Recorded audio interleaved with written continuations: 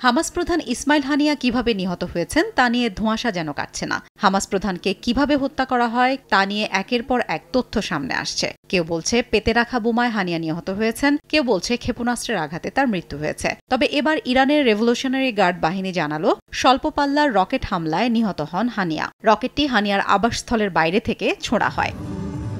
এছাড়াও ঘটনার রাতে ওই ভবনে উপস্থিত থাকা অন্তত ৩ জন ব্যক্তি বলেছেন যে তারা আগে একটি শব্দ শুনতে পান, তারপর বিস্ফোরণ ঘটে।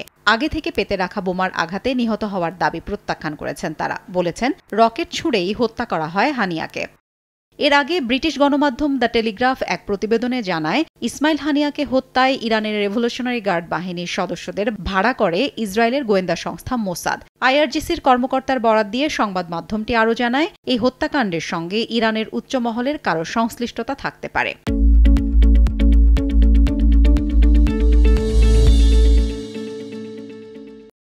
এদিকে ইরানের রেভলিউশনারি গার্ড বাহিনীর পক্ষ থেকে বলা হয় মার্কিন সরকারের মদদে ইসরায়েল এ কাজ করেছে, এজন্য সময় মতো কঠোর শাস্তি পেতে হবে বলেও হুঁশিয়ারি দিয়েছে তারা। ইসরায়েল সরকার এখনও হানিয়াকে হত্যার অভিযোগ স্বীকার বা অস্বীকার কোনোটিই করেনি, আর যুক্তরাষ্ট্র বলেছে তারা হানিয়া হত্যার সঙ্গে জড়িত নয়। হাফসাতুন্নেসা, সময় সংবাদ।